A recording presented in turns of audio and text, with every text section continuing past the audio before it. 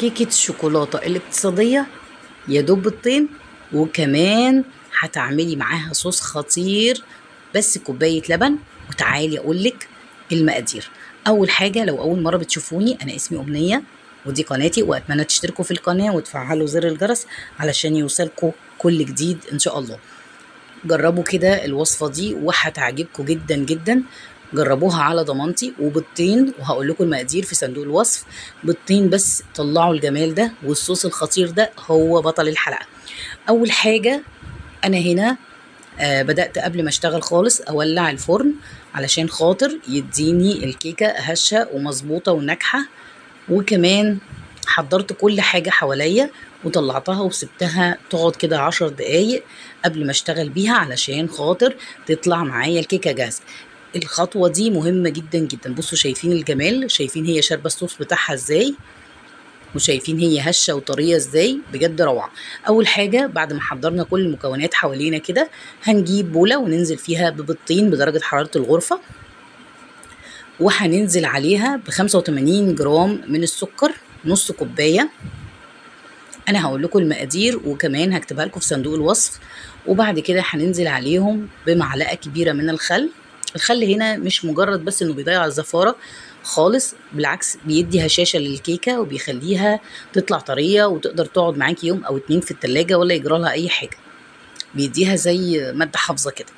وبعد كده هنجيب كيسين من الفانيليا ونحطهم. لو انت بتستخدمي الفانيليا الاكياس يبقى لازم تاخدي كيسين مش كيس واحد عشان يضيع الزفاره ويدي طعم حلو. لكن لو استخدمتي كيس واحد ما بيكونش كويس، مش بيكون كافي. لو بتستخدمي السايله يبقى نص معلقه. لو بتستخدمي اللي هي البودر يبقى برضو معلقه صغيره بتاعت الشاي. هنضيف كمان 85 ملي من الزيت، ويكون طبعا يفضل ان هو يكون زيت عباد او زيت ذرة. تمام، ما يكونش ليه ريحة نفاذة علشان ما يبوظلكيش طعم الكيك.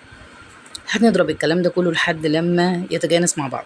طبعا في خطوة هنا انا بعتذر جدا جدا لانها ضاعت مني. هي حطيت كوباية من الدقيق مليانة، وبعد كده حطيت كوباية الا ربع تاني، وبعد كده ضفت عليهم 3 معالق من الكاكاو الخام. يبقى كوباية وايه، والتانية هنستخدمها بس هنحط بدل بقية الكوباية هنضيف 3 معالق من الكاكاو الخام. وهنضيف كيس البيكنج باودر كله، وهنضيف عليهم كوباية من اللبن، ويفضل انه يكون سخن. اللبن السخن يا بنات بيخلي المواد دي كلها تتفاعل مع بعضها، ما تخافوش منه خالص. لو ما عندكيش لبن تقدري تحطي مية سخنة وما تخافيش برضو خالص، هتطلع معاكي شايفة القوام في منتهى الجمال واللذاذة، وهتطلع معاكي هشة وبنينة وحلوة جدا. هنا انا دهنت القالب زبدة، وبعدين بدأت أرشرش كده شوية من الكاكاو علشان يسهل عليا اولا التسوية، تاني حاجة يسهل عليا ان انا افك الكيكة واقدر اعمل فيها اللي انا عايزاه، ما تبقاش لازقة في الصينية بتاعتها. تمام، بصي هنا بقى كله فقاعات، لان احنا هنا حطينا لبن سخن. لبن سخن، اللبن هنا كوباية كاملة يا بنات. تمام، زي ما انتوا شفتوا كده. هننزل الكلام ده كله. هنا انا مش عايزاها تكون عالية قوي، عايزة تخلي الكيكة عالية قوي. هنا الصينية دي مقاس 20، انت عايزة تعليها عن كده. انا هنا كنت عايزاها تكون العلو بتاعها متوسط. عايزة تزودي زودي بقى، يعني ضعف الكمية. تمام، هنا بقى هنعمل الصوص الخطير. كوباية من اللبن البودر وكوباية من اللبن السائل،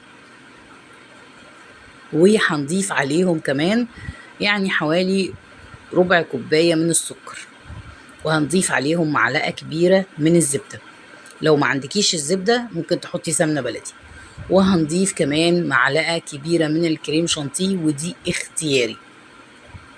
وهنرفعهم على النار لحد لما يبقبقوا. الكيكة اهي بعد ما طلعت اخدت في الفرن في حوالي تلت ساعة في الرف الاوسط على درجة حرارة 180. ممكن تاخد معاكي وقت اطول شوية لو انتي حطيت لها مية. ما تنسوش التركات دي يا بنات. وبعد كده هنطلعها ويكون الصوص تقل، نبدأ ننزله عليها كده زي ما شفتوا في اول الفيديو، وهنا كان عندي صوص شوكولاته بدات احط، انا بحب الصوصات جدا. وعلى فكره صوص شوكولاته برضو انا عاملاه موجود على القناه، هتلاقي فيديوهات كتير قوي فيها صوص الشوكولاته، خطير وسهل جدا. وبشكركم جدا جدا على يعني حسن استماعكم. وما تنسونيش في اللايك. بصوا بقى غرقانه بصوص الشوكولاته والصوص الابيض اللي احنا عملناه. تقدروا كمان تضيفوا على الصوص الابيض ده معلقه من الدقيق، هيديكي تيست عالي وتقدري تعملي منه الايس كريم. في حاجات حلوه كتير على القناه هتنفعك وهتفيدك، اتمنى تشوفوها وان شاء الله فيديوهاتي تعجبكم. وجربوا الكيكه دي، روعه بجد روعه، سهله جدا وما خدتش اي وقت. واشوفكم على خير ان شاء الله في الفيديو اللي جاي، والسلام عليكم ورحمه الله.